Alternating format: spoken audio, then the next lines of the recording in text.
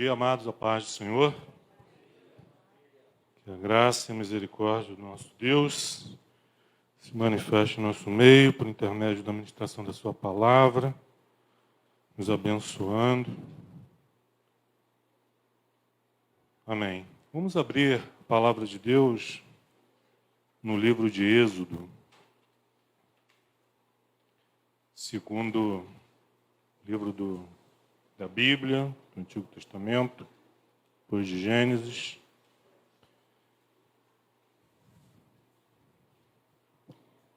Aqui é a continuidade da história do povo de Israel. Povo esse que foi formado a partir de um casal improvável. Um homem velho já, com seus 100 anos, a esposa 90, toda a vida estéril, mas Deus havia prometido a esse casal um filho. Desse filho haveria uma grande descendência, mais numerosa do que as estrelas dos céus e que a areia do mar. Uma maneira poética de Deus dizer como seria grande a família, a descendência desse casal chamado Abraão e Sara. Descendentes de Sem, primogênito de Noé, sobre quem coube a bênção.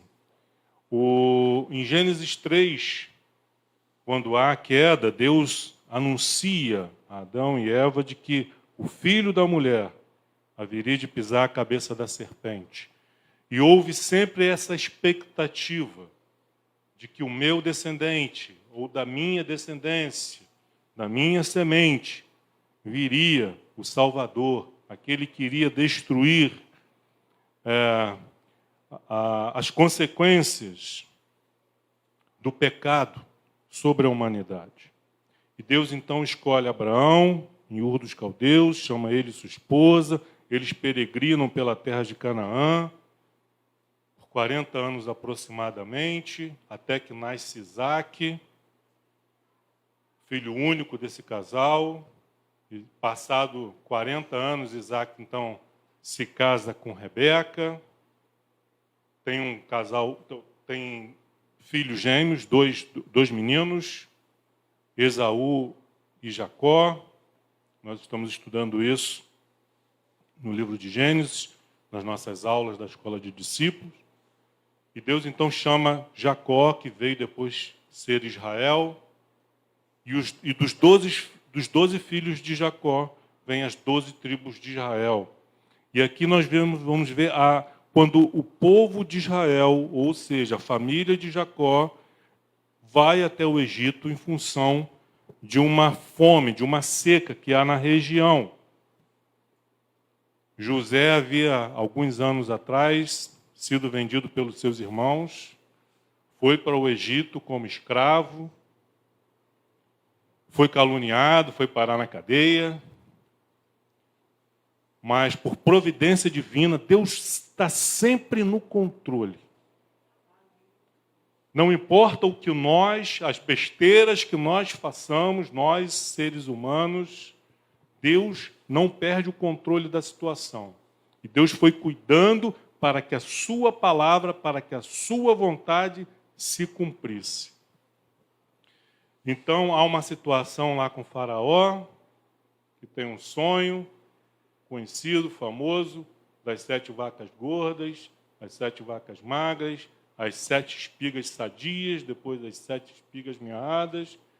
E José, então, ele revela a faraó o mistério desse sonho.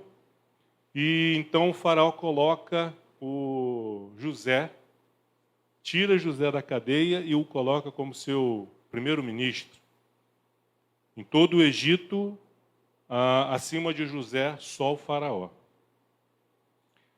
E aí, a fome, os irmãos de José, sem saber, achando que José já estava morto, vão até o Egito para comprar cereal, comprar alimento. E lá há uma situação, José reconhece os seus irmãos, embora ele não seja reconhecido por eles. Isso tudo está relatado no livro de Gênesis. E aqui na transição do livro de Êxodo, que se chama Saída, Na verdade, ele começa com a entrada. A entrada do povo de Israel, dos filhos de Jacó, Israel, no Egito. E Deus já havia dito ao patriarca Abraão, já havia dito para José, para Isaac, filho de Abraão, que eles não descessem para o Egito. Israel sempre teve uma situação conflituosa com o Egito.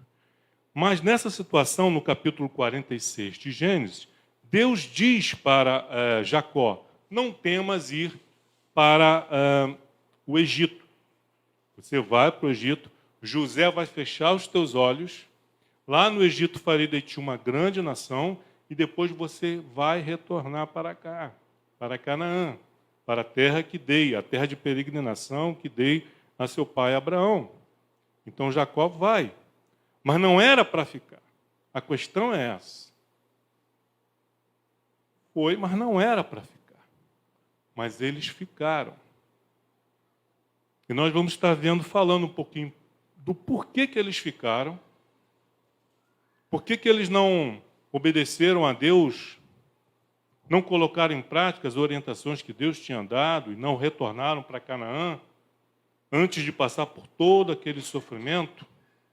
E nós vamos nos ver na história desse povo aí. Ok? Antes de lermos o texto, queridos, que é um pouco longo, vamos orar então, pedindo a Deus a sua graça sobre as nossas vidas, que Ele esteja nos abençoando, nos inspirando, nos dando sabedoria. Pai amado, Pai querido, graças te damos pelo teu amor, pela tua misericórdia, tua bondade, perdão dos nossos pecados, e podermos estar aqui na tua casa nessa manhã para te cultuar, para te adorar, para te servir com os nossos dons, com os nossos talentos, com os nossos dízimos e ofertas. E também, Senhor, podermos participar da tua mesa, comermos do pão celestial que o Senhor há de nos servir nesta manhã. Que este alimento venha fortalecer o nosso espírito, purificar a nossa alma, nos dar entendimento, boa compreensão, sabedoria, Senhor, para darmos prosseguimento na nossa vida, glorificando e honrando a Ti em todas as coisas. Muito obrigado, Deus, em nome de Cristo Jesus, seu Filho amado. Amém. Então, nós vamos ler aqui o capítulo 1 e parte do capítulo 2. É um texto, reconheço, um tanto extenso para uma pregação, mas há detalhes aqui importantíssimos, como eu falei, para nós nos identificarmos. É o que nós temos dito. Queridos, quando nós lermos na palavra de Deus determinados erros, equívocos, pecados, que os homens e mulheres de Deus que estão relatados na Bíblia, que nós possamos nos ver ali, ao invés de condenar, de acusar, que nós possamos nos identificar, porque é o que nós somos, pecadores.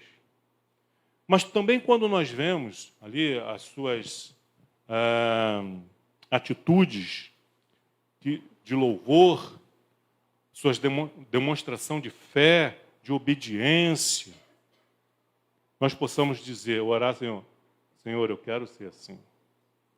Então, por exemplo, quando Abraão fraquejou, mentiu, eu sou assim. Quando Abraão deu uma grande demonstração de fé, não negando o seu próprio filho, seu filho unigênito, para Deus, nós possamos dizer, Senhor, eu quero ser assim, eu quero ter uma fé assim. Ok. Então, Êxodo capítulo 1, e aqui os 5 primeiros versículos vai fazer um resumo da família de Jacó. Jacó e Israel são a mesma pessoa. Jacó é o nome que ele recebeu dos seus pais e Israel é o nome que ele recebeu de Deus. Diz assim a palavra do Senhor. São estes os nomes dos filhos de Israel que entraram com Jacó no Egito. Cada um entrou com sua família. Rúben, Simeão, Levi e Judá, que eram filhos de Lia.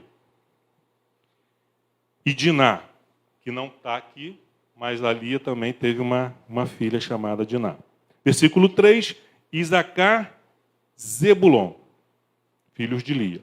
Aí vem Benjamim, aí Raquel, a outra esposa de Jacó. Ele teve José, que já estava no Egito, e Benjamim, que está registrado aqui. Dan e Naphtali, que eram filhos da serva de Raquel, Bila. Sim, Jacó teve 2 esposas e 2 concubinas. Na história ali, pela briga para ver quem dava mais filhos para Jacó, elas colocaram as suas servas ali na situação. Gade e Áser, que eram filhos de Zilpa, serva de Lia. Uma confusão. Esses dias na aula eu estava falando, gente, quando a gente vê a família dos patriarcas, a gente vê que a nossa família não é tão ruim, não é tão complicada assim. Ou famíliazinha complicada essa dos patriarcas. Abraão, Sara, aí a gente vê Isaac com Rebeca querendo dominar, controlar todas as coisas, dominar a situação na casa. E a casa de Jacó também é uma confusão, e a gente vê o tratamento de Deus ao longo da vida de Jacó. Muito complicado. Aí nós nos identificamos. Nós nos vemos ali. Não tem como. Versículo 5. Todas as pessoas, pois, que desceram de Jacó, foram 70. José, porém, já estava no Egito. Faleceu José e todos os seus irmãos e toda aquela geração. Mas os filhos de Israel foram fecundos e aumentaram muito e se multiplicaram e grandemente se fortaleceram, de maneira que a terra se encheu deles. Entre mentes, se levantou novo rei sobre o Egito, que não conhecera José.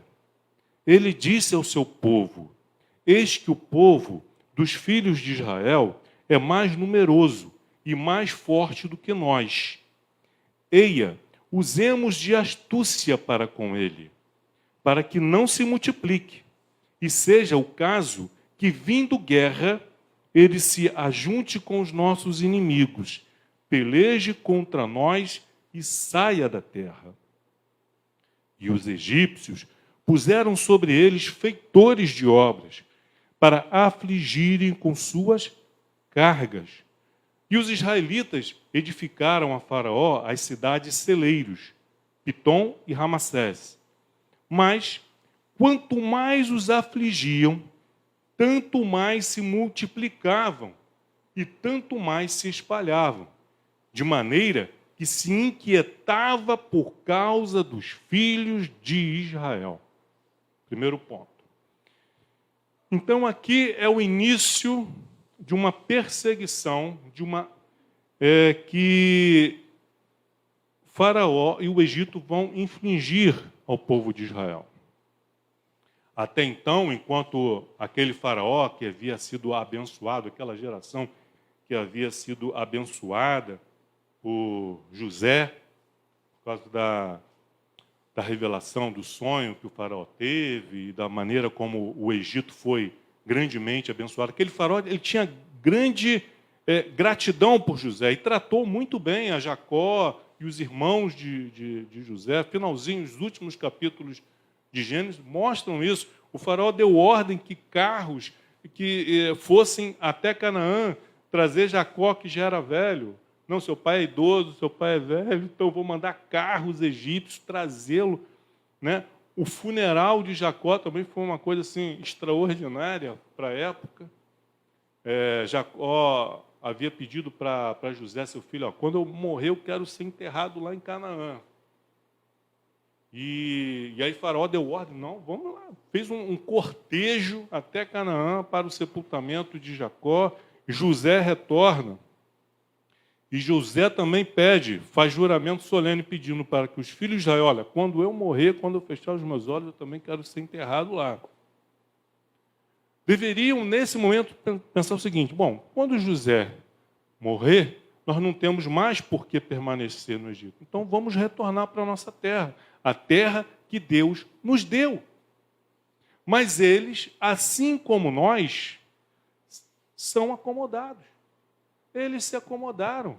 Porque durante todo esse tempo, esses anos que eles ficaram no Egito, gozando dos cuidados do faraó, do primeiro faraó ali que conheceu José, da geração de José, eles construíram casas, plantações, tiveram seus rebanhos, embora ali não fosse a terra que Deus havia separado para eles, sob juramento. E aí o que acontece? Quando José morre, para que nós vamos voltar para Canaã? Nós não temos nada lá. Aqui nós temos casas de tijolos. Nós já estamos estabelecidos.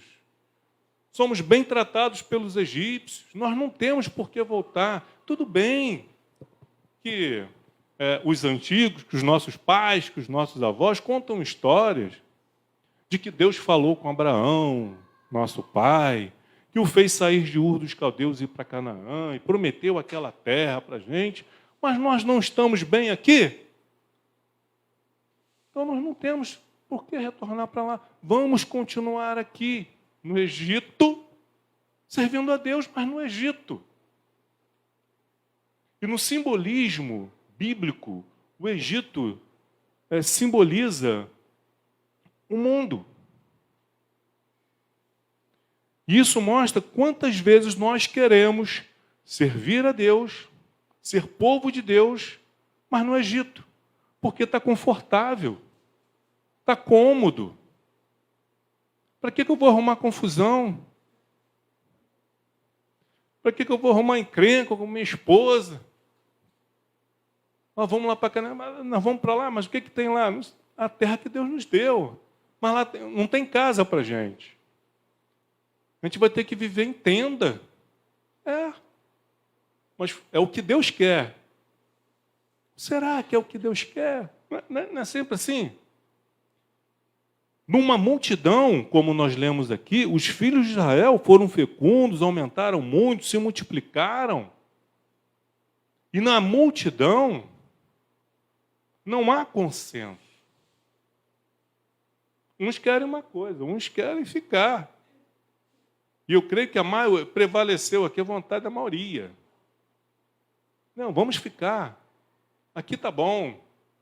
E eu creio, embora o texto não diga, eu creio que tem aqueles, não, vamos embora, José morreu, vamos para Canaã.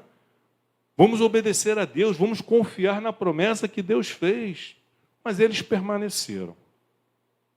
E aí o que acontece? O faraó, ele vê que o povo se multiplica, e é a primeira vez que Israel é chamado por povo. Vai ver como que eles cresceram. Até então era um clã, a família de Jacó, de Israel. 70 pessoas não pode ser considerado um povo. Mas nesse tempo foi se multiplicando. Aumentaram muito.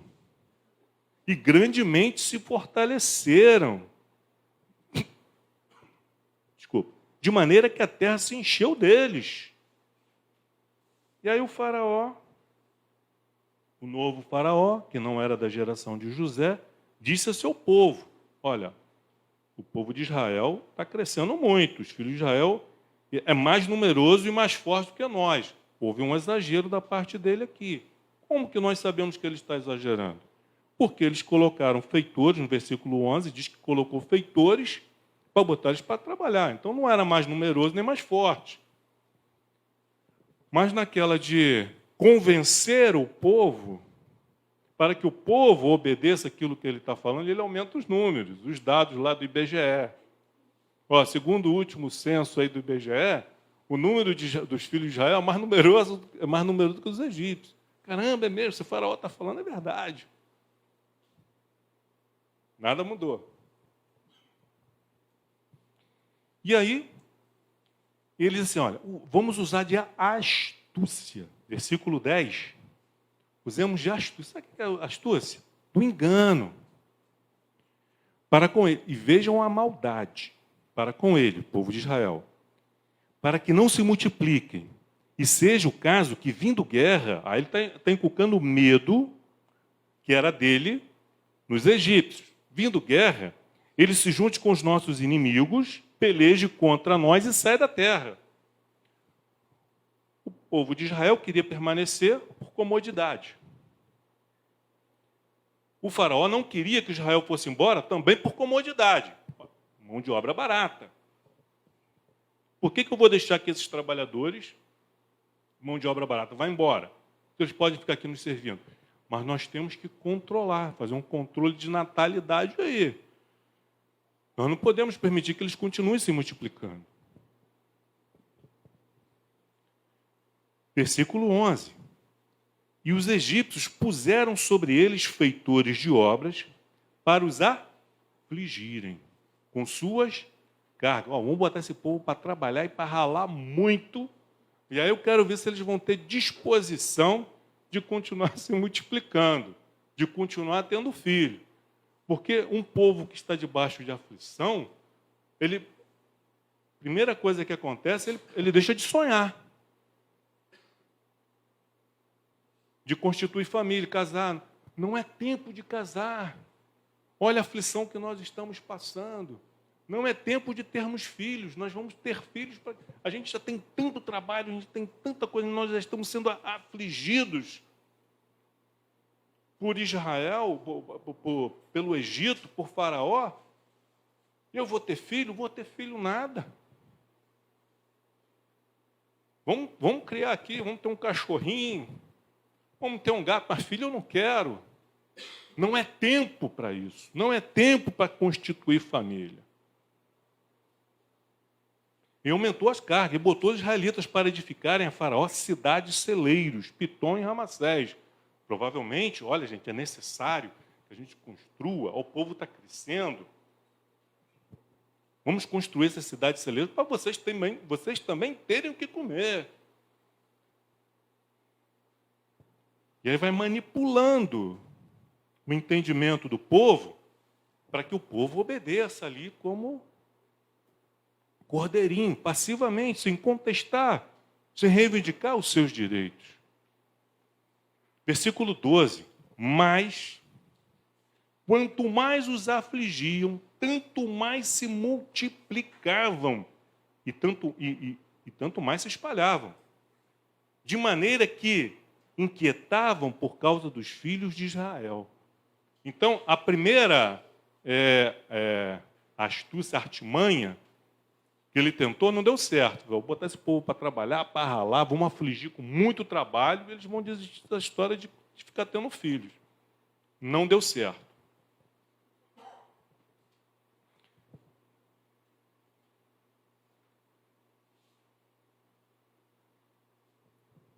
Aí vamos para... Aí Faraó então vai usar agora de uma coisa, de uma tirania, né? De uma perversidade grandiosa. Que a gente fala assim, olha, o Faraó está com a intenção de fazer isso.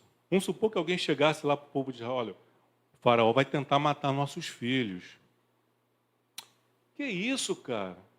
É imaginação sua, isso é fantasia. Onde? O Faraó não vai fazer isso. O Faraó não vai matar nossos meninos, nossos filhos.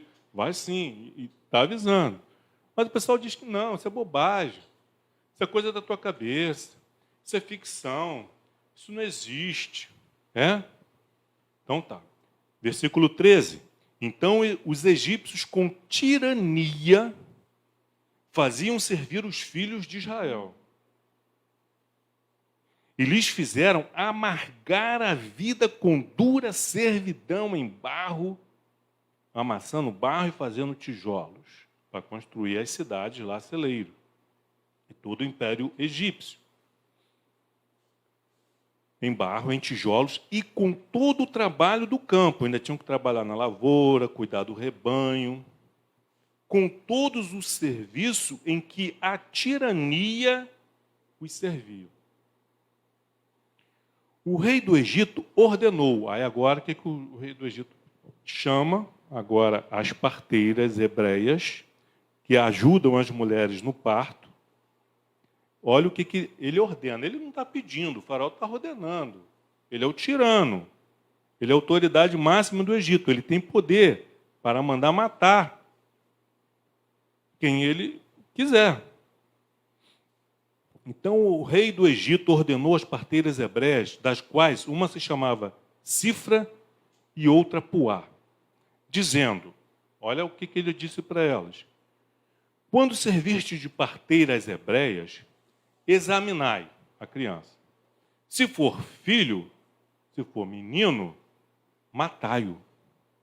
Mas se for filha, que viva. O que ele está dizendo para as parteiras? Não havia ultrassonografia na época, então só ia descobrir o sexo da criança quando nascesse. Então nasceu ali, a mulher está em trabalho de parto. Saiu a criança. É menino? Era para a parteira ali, matar a criança ali. Sem que a mãe soubesse. Ih, nasceu morto, morreu, não sobreviveu, não resistiu ao parto. Olha a tirania, o nível do negócio. Se for menina, deixa viver. Porque o problema são os homens. As mulheres não tendo com quem casar, vai casar com os egípcios, o filho vai ser egípcio. Estão entendendo? Versículo 17. As parteiras, porém, temeram a Deus e não fizeram como lhes ordenara o rei do Egito. Antes deixaram viver os meninos. Olha, Faraó tinha poder para mandar matar essas mulheres. Mas elas temeram a Deus. Nós não podemos fazer isso. Temeram a Deus e desobedeceram, sabendo as consequências que elas poderiam enfrentar. Olha, nós vamos desobedecer. Eu não tenho coragem de fazer essa covardia. Mas sabendo dos riscos. E aí nós vemos essa coragem vinda da parte de duas mulheres. Coragem essa, e coragem, queridos, não tem sexo. Se manifesta no homem, se manifesta na mulher, assim como a covardia também. Assim como a maldade, as virtudes e os defeitos do ser humano inerente ao ser humano, independente se é homem ou se é mulher. Tanto homens quanto mulheres são capazes de fazer atos heróicos, valorosos, como também terríveis, bárbaros. Não tem melhor nem pior. Nem entre os povos, entre as raças. Um é melhor nisso, o outro é melhor. O povo tal é melhor do que o outro. Não, não é. Somos todos iguais. Com nossas virtudes e com os nossos defeitos. Mas essas mulheres, elas temeram a Deus. E quantas vezes? É claro que não em situações assim, mas nós deixamos de temer a Deus e tememos as autoridades, tememos o nosso chefe, tememos e obedecemos e fazemos coisas que a palavra de Deus diz para não fazermos. Mas o que eu poderia fazer? Estava apenas cumprindo ordens. Desobedeça. Se a ordem é contrária à palavra de Deus, à vontade de Deus, os princípios de Deus, não é o que nós podemos fazer, é o que nós devemos fazer, é desobedecer. E elas não tinham como obedecer. Faraó. Elas teriam uma boa justificativa, né? Mas se eu não matar, quem vai morrer sou eu. Mas elas temeram a Deus e não a Faraó. E aí, versículo 18. Então o rei do Egito chamou as parteiras e lhes disse: por que fizeste isso e deixaste viver os meninos? Vocês acham que ele falou nesse tom de voz? Por que fizeste isso e deixaste viver os meninos? Você acha que ele falou assim? Não falou. Ele devia estar muito brabo, muito irado. Trago essas duas mulheres aqui. E falou só isso. Ele deve ter falado poucas e boas para aquelas duas mulheres. E aí ele perguntou, por que vocês me desobedeceram? Por que vocês fizeram isto? E o que mais me surpreende é a resposta delas. Versículo 19, olha a resposta delas.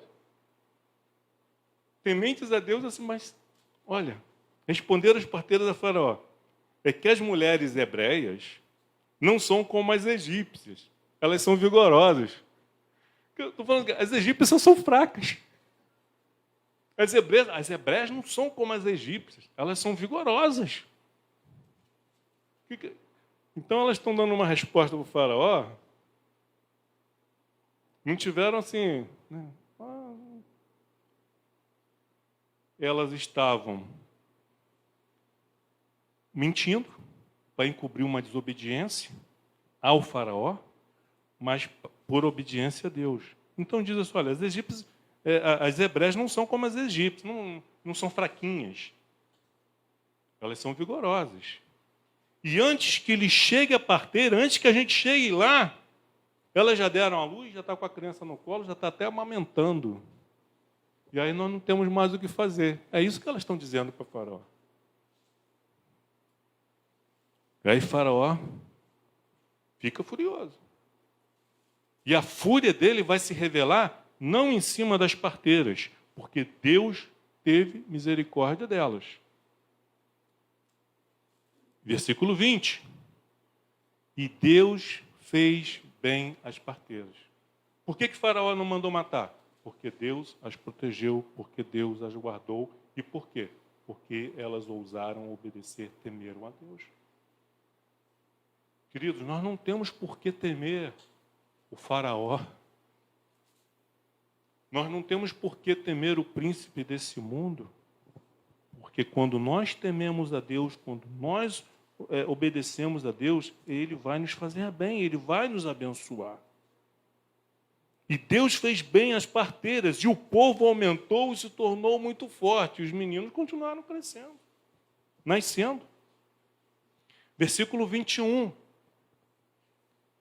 Deus fez bem às parteiras, poupou a vida delas, e não satisfeito, Deus ainda constituiu família para as parteiras.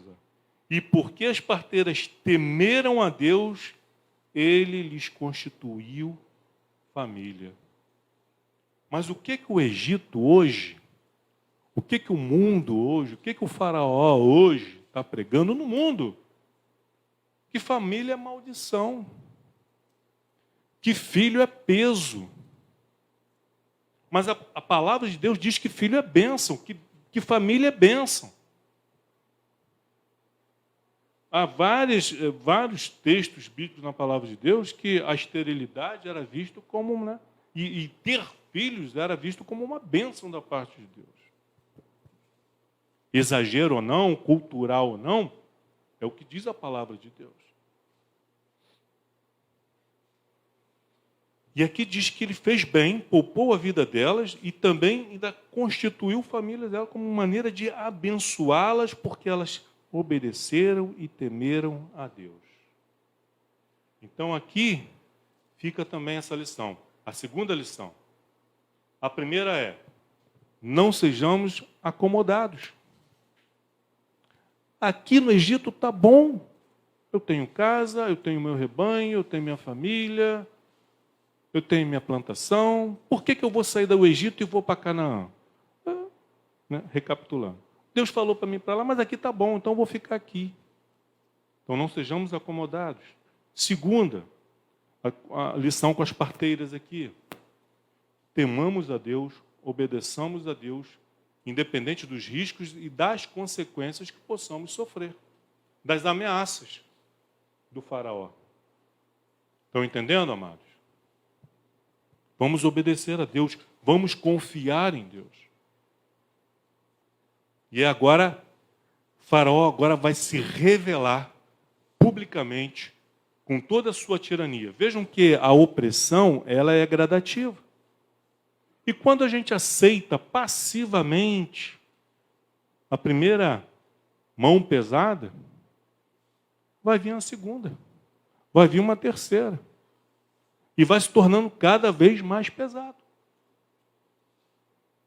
Um exemplo recente e histórico aconteceu no meado do século XX, com o surgimento do nazismo na Alemanha.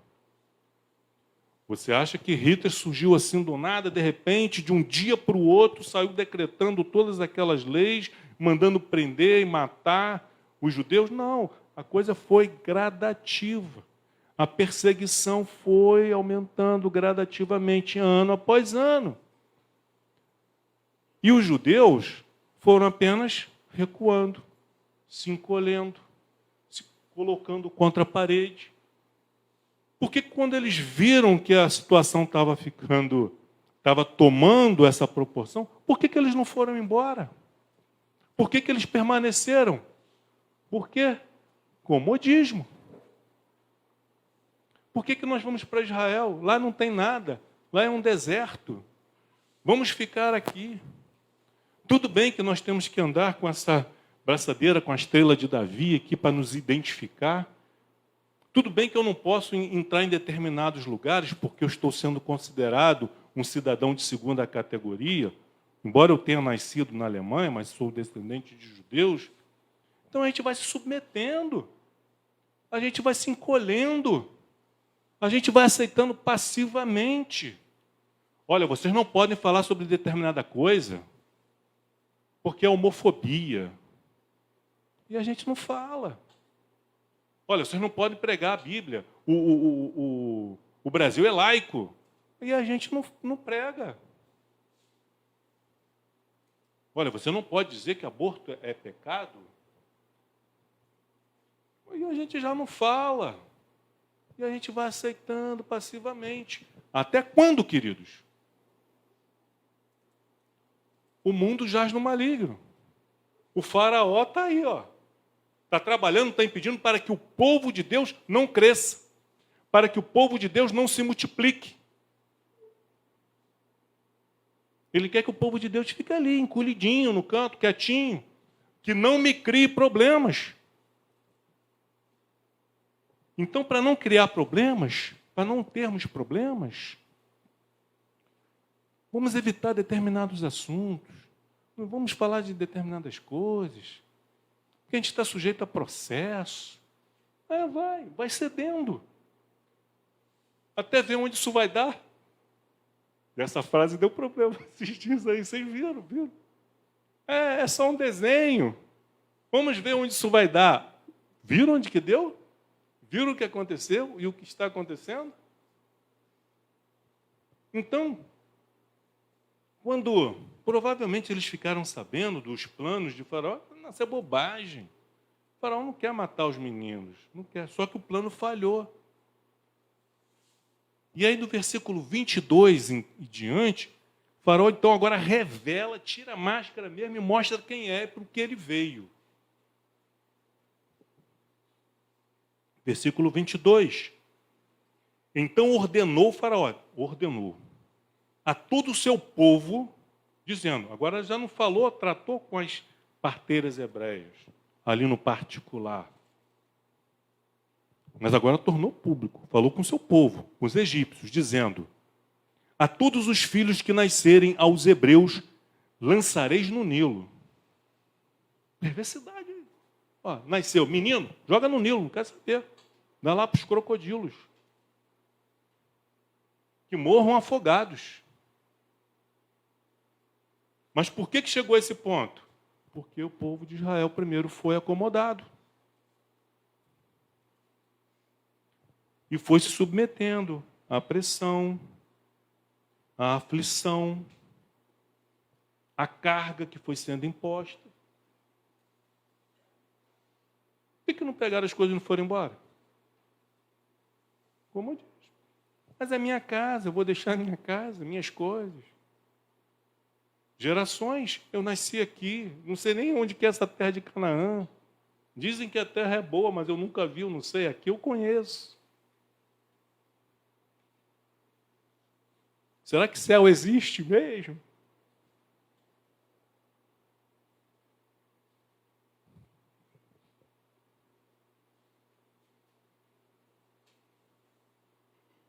A todos os filhos que nascerem dos hebreus lançareis no Nilo, mas a todas as filhas deixareis viver. E sabe o que é o mais impressionante? É que eles aceitaram.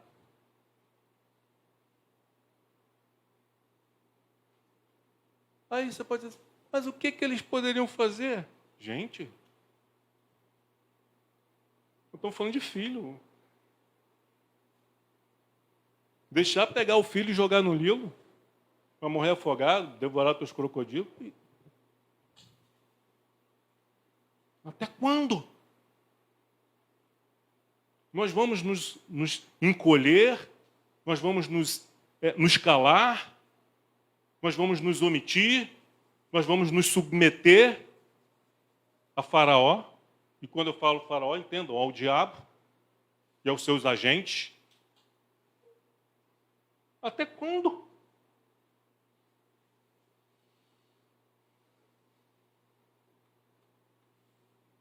E o impressionante é que a vida segue normal. Será que nessa multidão de gente, que já passa de 1 milhão aí, não teve ninguém que chegou e disse, gente, vamos embora daqui, não vamos aceitar isso? Será que não surgiu ninguém? Eu creio que sim.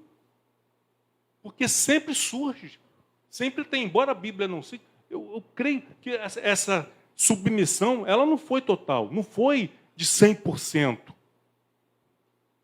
Houve aqueles, gente, não vamos aceitar isso, que Faraó mate nossos filhos. Ele está nos oprimindo com trabalho, e a gente está trabalhando, mas é trabalho, tá, tudo bem, não vamos discutir isso aí. Pô, mas agora nós estamos falando dos nossos filhos. Vamos aceitar isso passivamente? Não, ou nós vamos embora, ou morre todo mundo. Aí tem aquela, você é criador de confusão, você é um encrenqueiro, é só não ter filho. Se tiver, vamos passar aí 9 meses orando, pedindo a Deus que seja menina. E se for menino, paciência. Fazer o quê? Estão entendendo o raciocínio, gente? E eles aceitaram. E aí o capítulo 2 começa assim.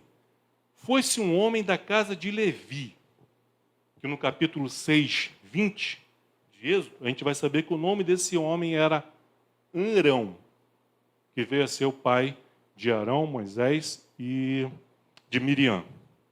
E o nome da mulher com quem ele casou, Jequebede. Então, foi-se um homem da casa de Levi e se casou com uma descendente de Levi, do mesmo clã. E a mulher, entendam, versículo 2, e a mulher concebeu e deu à luz um filho, e vendo que era formoso, escondeu-o por 3 meses. O texto aqui dá a entender que esse filho que ela escondeu é o primogênito dela, mas não é. Porque no desenvolvimento do livro de Êxodo, nós vamos descobrir que esse menino, aqui ainda no capítulo 2, ele já tinha pelo menos uma irmã mais velha. E depois, mais à frente, nós vamos descobrir, quando Moisés tem um encontro com Deus lá na sarça ardente, vamos descobrir que ele também tinha um irmão, chamado Arão, que também era mais velho. Então, teve Arão, Miriam e o versículo 2 agora. Arão, provavelmente, é daquela geração de meninos que conseguiu sobreviver, escapar da morte, por causa da atuação das parteiras hebreias. Foi um daqueles meninos que deveriam ter sido mortos, mas não foram, porque as parteiras pouparam os meninos. Depois teve Miriam. Miriam não teve problema, era menina. O problema de Faraó era com os meninos. E agora ela dá à luz o seu terceiro filho. Deu à luz a um filho. Então, imagine Joquebede, um misto de felicidade e preocupação. Estou grávida, mais um herdeiro. Oh, meu Deus, se for menino, como é que eu vou fazer? O Faraó vai matar. Aí ficou aqueles 9 meses, aquela coisa. Pedindo a Deus, Senhor, que seja menino, que seja menina, que seja menina. Aí nasceu o menino, ela viu? Menino. É menino. Aí ela vai ver se é perfeito, se é saudável, se não tem nenhum defeito. Aí diz que, vendo que era formoso, ou seja, que era perfeito, era uma criança perfeita, saudável, ela pensou, essa criança aqui, ela tem todas as chances de sobreviver, de viver, porque ela é saudável e é perfeita. E aí o que ela faz? Ela esconde seu filho por 3 meses. Tem que se reportar, se transportar para aquela época. A alegria das mães aqui presentes, quando descobriram que estavam grávidas e anunciando, estou grávida, glória a Deus. E aí nasceu a criança, toda feliz. Primeira vez que chega com o filho no colo, com a filha no colo, na igreja. Aí todo mundo cerca. Ai, que bonitinho, que não sei o quê. Imagina a alegria, a felicidade. Não existia isso. Existia terror.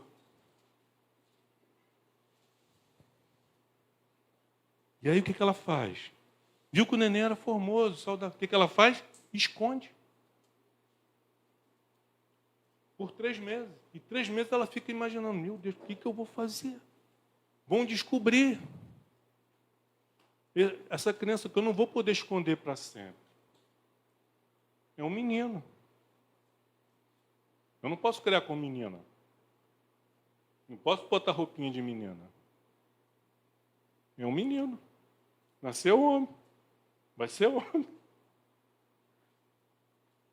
E durante 3 meses, essa mulher ali de joelhos, orando, jejuando, falando, meu Deus, Senhor, me dê sabedoria de como agir, de como fazer, de como proceder.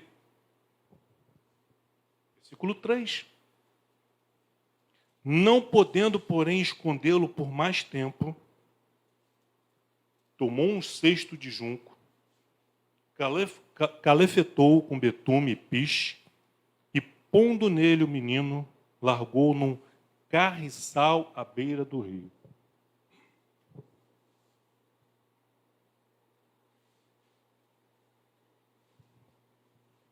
Nesses 3 meses aí, pensando e pedindo a direção de Deus, porque é o que nós faríamos, né?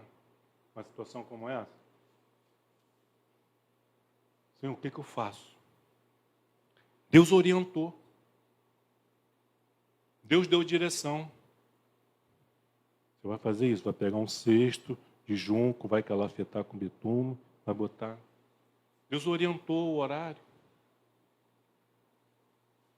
Não havia, queridos, entendam isso, não havia nas residências, nas casas, água encanada, água potável.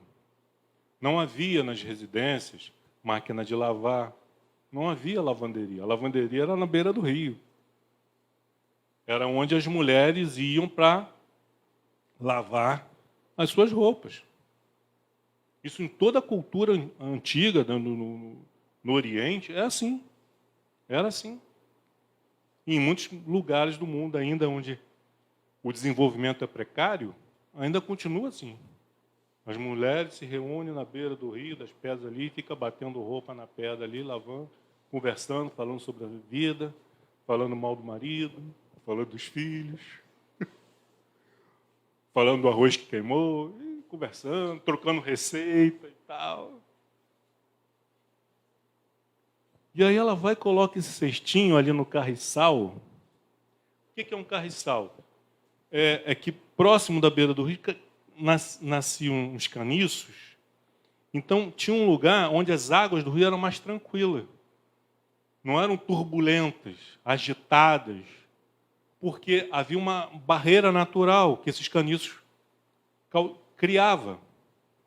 E é justamente onde as mulheres ficavam lavando suas roupas.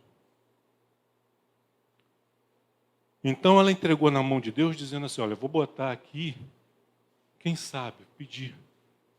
Quem sabe uma mulher egípcia não encontra e não cria o meu filho? Não venha ter misericórdia. Ela entregou na mão de Deus. Não havia mais nada que ela pudesse fazer. E é isso que ela faz.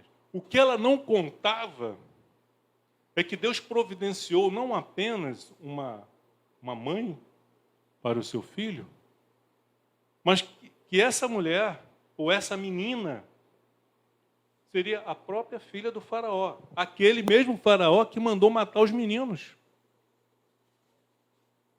E ela não estava lavando roupa. Ela é a princesa do Egito. É a filha do faraó. O texto diz que ela foi se banhar com as suas donzelas. Versículo 4 ainda. A irmã do menino ficou de longe para observar o que lhe haveria de suceder. Então o cestinho está indo lá, e a irmã vai olhando assim, escondida, por trás dos caniços, ver o que vai acontecer. Intercedendo ali, orando. Eu fico imaginando Joquebede em casa, orando, chorando, intercedendo, pedindo a Deus. Miriam também, a irmãzinha dele ali acompanhando. Imagina uma irmã mais velha, meu irmãozinho. As meninas que têm já esse instinto maternal, o irmãozinho caçula, o irmãozinho menor. E ela vai acompanhando, de longe, observando. Aí o versículo 5 diz, o que aconteceu? Desceu a filha de Faraó para se banhar no rio. Gente, a filha de Faraó, ela não toma banho no rio. Ela tem servos e servos para pegar água do rio e levar lá no palácio para ela tomar lá na banheira dela real. Então, provavelmente, acredita-se que esse banho aqui, ela não foi se banhar. Participava de um ritual, algo religioso da cultura egípcia. Porque o rio Nilo é considerado pelos egípcios um deus. Então ela desceu ali para fazer um ritual. Um ritual pagão ao deus Nilo.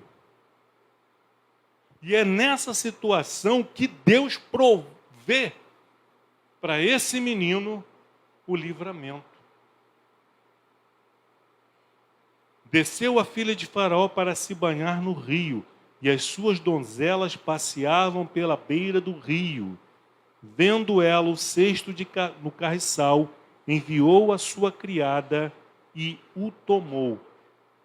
Então ela viu, ela estava lá se banhando, participando daquele ritual ali. Ela viu. E aí ela dá ordem à sua serva, vai pegar, vai ver o que é aquilo. A serva vai, pega, traz, e quando ela abre, versículo 6, abrindo-o, viu a criança. E eis que o menino chorava. Um menino de 3 meses chorando. O coração daquela menina, daquela jovem, se desmanchou ali naquele momento. Meu Deus. Deus dela lá. Quem fez isso? As pessoas não têm coração. Fazer uma maldade dessa. Uma criança tão bonita. E por que eu falo menina? Porque para acontecer essa situação aqui, ela ainda era solteira. Ela não poderia tomar essa decisão de adotar uma criança, mesmo sendo a filha de Faraó, se ela fosse casada, sem consultar o seu marido. Se ela tomou essa decisão, porque ela ainda era solteira. E se ela era solteira, ela era bem jovenzinha. Porque nessa época, as meninas se casavam bem jovens. Menstruou, já está pronta para casar. Naquela cultura. E havia, então, uma criança. Teve compaixão dele e disse, este é o menino dos hebreus. Então disse sua irmã. Aí ela está ali naquela situação ali, aí do nada, no meio dos caniços do rio, surge quem? Do nada, surgiu, menina, o que você está fazendo aqui? Surge Miriam, a irmã de Moisés. Então disse sua irmã, filha de Faraó: queres que eu vá chamar uma das hebreias que sirva de ama e te cria criança? Olha, essa menina também, a irmã de Moisés, colocou sua vida em risco também. Como é que ela ousa falar assim diretamente com a filha de Faraó? A filha de Faraó, devia, além das suas donzelas ali, devia estar com alguma guarda, uma escolta ali. Como é que essa menina hebreia se atreve a se aproximar da filha de Faraó e vir com esse papo? Quer que eu vá chamar uma das hebreias que sirva de ama e te cria criança? Aí você vê que a filha de Faraó: menina, quem é você? De onde você veio? O que você está fazendo aqui? Você não achar estranho? Apareceu um seio, depois apareceu uma criança. Mas o interessante é que Deus, da mesma forma que Ele abre os olhos dos seus filhos, os olhos, os ouvidos dos seus filhos, para que nós vejamos e entendamos, Deus também fecha os olhos dos nossos inimigos, para que os nossos inimigos não nos vejam, não nos enxerguem, não nos alcancem, não nos apanhem. Deus tem poder para isso. Ele dá a visão, ele tira a visão. Ele abre os ouvidos, ele fecha os ouvidos. E o impressionante é que ela respondeu-lhe a filha de Faraó, versículo 8, vai, faz isso aí que você falou. Saiu, pois, a moça e chamou a mãe do menino. Aí você acha que a filha de Faraó ficou lá no rio esperando a mãe do menino, a ama, que aquela menina foi buscar, ficou esperando no rio. Não, ela pegou o menino e foi para o palácio. Quanto tempo levou? Não foi uma coisa rápida. Foi para o palácio. E aí chega Joquebede, mãe de: olha, eu vim aqui, a filha do Faraó está me aguardando, ela precisa de uma ama aí, eu fiquei sabendo. Eu preciso de uma ama para uma criança que ela encontrou aí no Rio. Eu vim me oferecer para o serviço. Respondeu a filha de Faraó: vai. Saiu, pois, a moça e chamou a mãe do menino. Versículo 9. Então lhe disse a filha de Faraó, disse para Joquebede: leva este menino e cria-mo, pagar-te-ei o teu salário. A mulher tomou o menino e o criou. Ainda recebeu um auxílio ainda do governo egípcio para poder criar seu próprio filho. E criou até que ele desmamasse. Até uns 3 anos de idade por aí, desmamou, e aí ela devolve o menino entrega o menino para filha de Faraó. Então, a partir daquele momento, Moisés conta não somente com a proteção do governo que queria matá-lo, como também do financiamento, do patrocínio ali de Faraó. Versículo 10, sendo o menino já grande, por volta dos seus 3, 4 anos, ela então o trouxe a filha de Faraó, da qual passou a ser filho. Esta lhe chamou Moisés e disse: porque das águas o tirei, ou seja, filho das águas também. Então, queridos, essa história assim que a gente vai contando, e a gente passa por várias etapas, se passaram anos aqui, nesses versículos que nós lemos, na história, para mostrar que o Egito não mudou, que o Faraó continua o mesmo. O mesmo espírito que agiu em Faraó continua agindo, tentando oprimir, reprimir, afligir, perseguir o povo de Deus, para que o povo de Deus não se multiplique.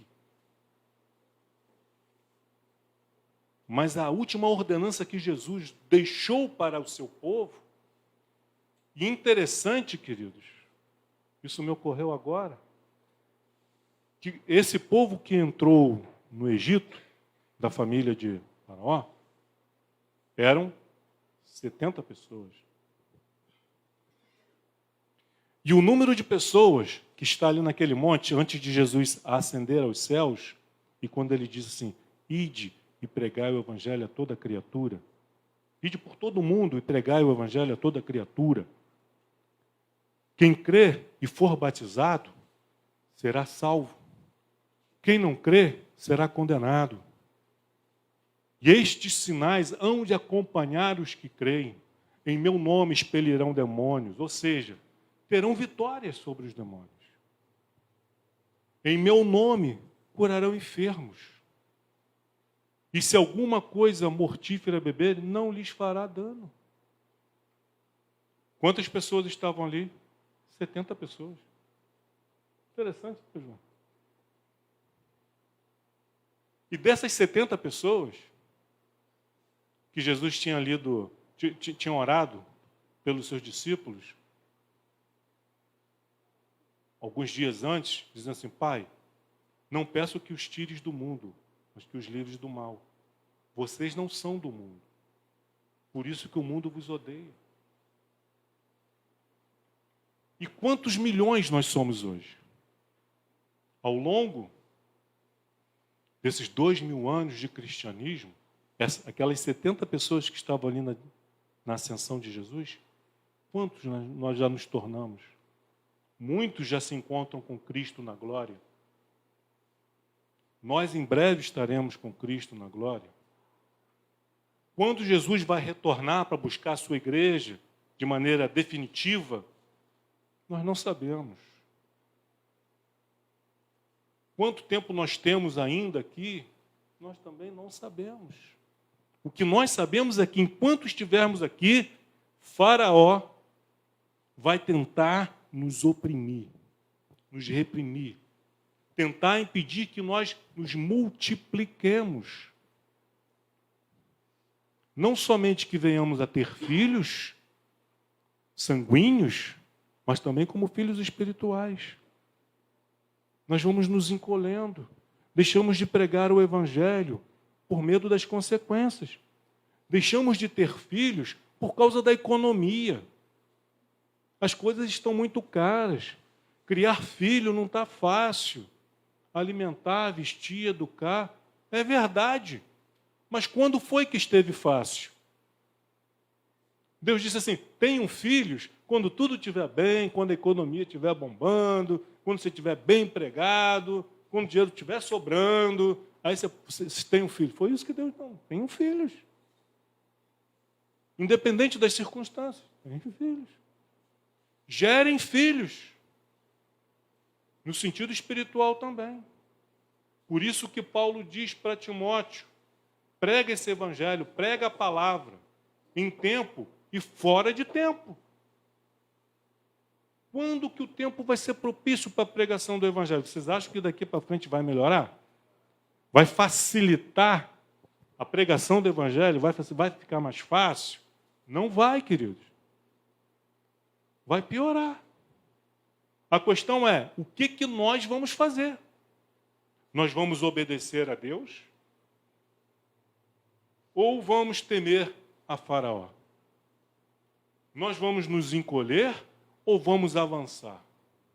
Como nosso Deus quer que façamos.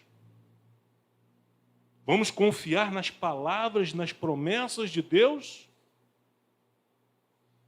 Ou vamos temer as ameaças de Faraó? Não preguem, não se multipliquem, não cresçam. Vocês podem até ficar aí no seu cantinho, de porta fechada, pregando o evangelho entre vocês mesmos. Mas nada de pregar o evangelho lá fora, nas redes sociais. Hoje, nós estamos transmitindo cultos pela internet. E amanhã? Será que vamos poder? Daqui a pouco vão botar uma lei aí, e não vou me surpreender se isso acontecer. Proibido qualquer tipo de pregação, culto, seja o que for, ato religioso na internet. Não vou me surpreender se acontecer. Mas enquanto não acontece, vamos fazer. E quando acontecer, o que vamos fazer? Vamos continuar pregando. Vamos temer a Deus, vamos confiar em Deus. Vamos obedecer a Deus, crendo que Deus, assim como Deus fez bem as parteiras, fará conosco também. Então, queridos, não vamos nos acomodar, não vamos ceder 1 centímetro que seja, vamos cumprir cabalmente o nosso ministério, o nosso chamado, o chamado de pregar o Evangelho, o nosso chamado não é só do pastor Emilson, é de todos nós, de todos aqueles que foram chamados pela graça e pela misericórdia de Deus, todos aqueles que tiveram seus pecados perdoados. Todos nós somos descendentes de Abraão, o pai da fé. Todos nós fazemos parte desse Israel espiritual. E aí vem Egito, depois veio Babilônia, depois veio Grécia, depois veio Roma. Todos representando o príncipe deste mundo. Perseguindo quem? O povo de Deus. Então, se você é povo de Deus, você vai ser perseguido.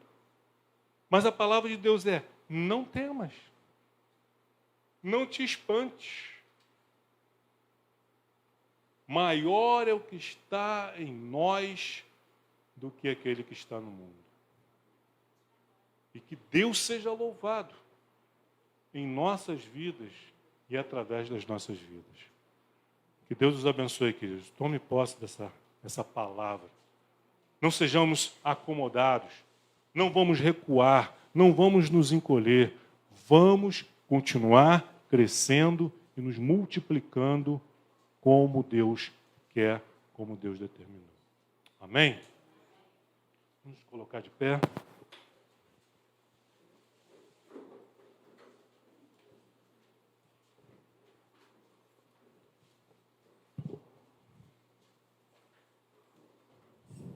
Louvado e bendito seja o teu santo nome, ó Deus. A ti, Senhor, toda a honra, toda a glória, todo o louvor. Obrigado, Senhor, pela tua palavra, que nos aproxima de ti,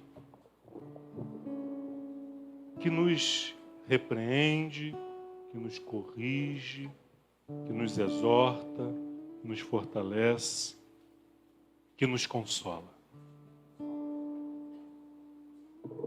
Senhor, nos rendemos a Ti com toda a nossa razão, com todas as nossas desculpas, com todos os nossos argumentos, para Te pedir perdão pelas muitas vezes que, com justificativas humanas, tentamos explicar a nossa desobediência, o nosso comodismo. Perdoa-nos, Senhor, e ensina-nos a sermos povo de Deus, não só de nome, mas de verdade.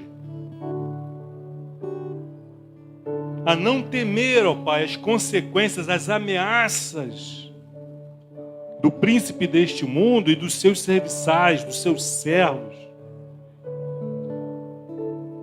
Que possamos nos posicionar como homens e mulheres de Deus, crentes em Cristo Jesus, confiando e acreditando na palavra do Senhor de que eis que estou convosco todos os dias da sua vida até a consumação dos séculos.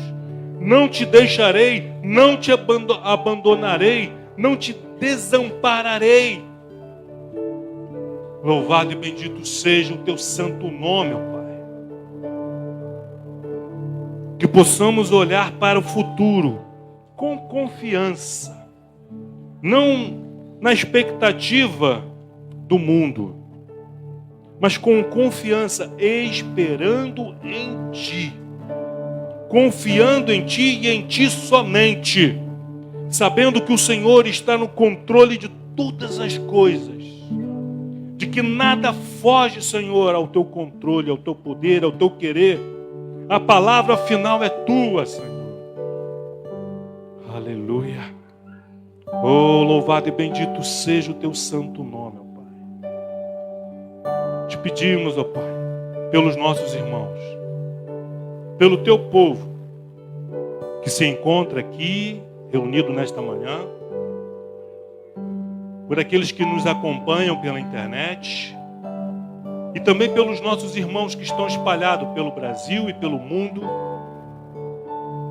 pregando a tua palavra, buscando, Senhor, uma intimidade, unir-se a ti, cada dia mais e mais com firmeza, com confiança, com coragem. Senhor, tem misericórdia dos nossos irmãos que estão passando por aflições, perseguições terríveis, do Egito, do faraó. Por neste momento, enquanto nós gozamos da liberdade de louvar, de adorar o teu nome, Jesus, muitos irmãos nossos têm que fazer isso às escondidas, nos cárceres, e muitos perdendo a sua vida. Oh, Pai, como uma noiva, aguardamos ansiosamente a vinda do nosso noivo. Para o dia das núpcias, quando nós nos encontraremos contigo nos céus e passaremos ali a eternidade contigo. Louvado e bendito seja o teu santo nome, Pai. Muito obrigado, Pai, em nome de Cristo Jesus. Amém.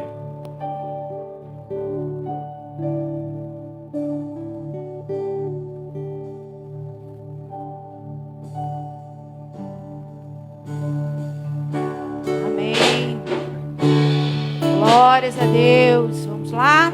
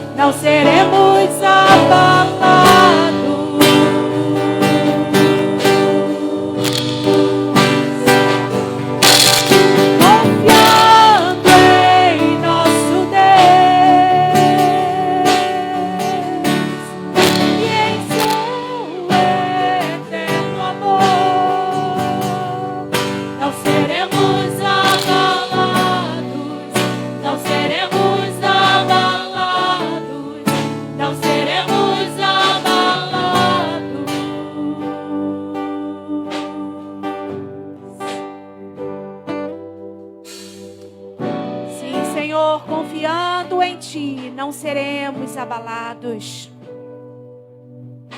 Confiando no Senhor, permaneceremos de pé.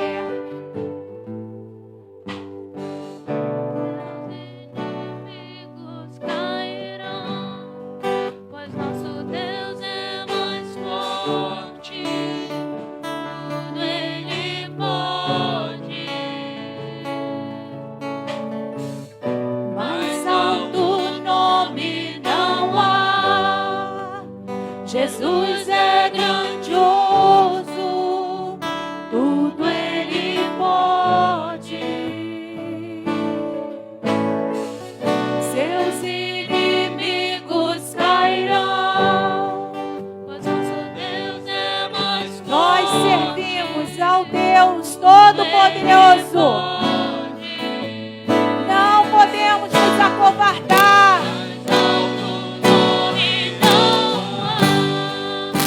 Jesus é grandioso, tudo Ele pode. Confiando em nosso Deus e em seu eterno amor, não seremos abalados, não seremos abalados, não seremos abalados.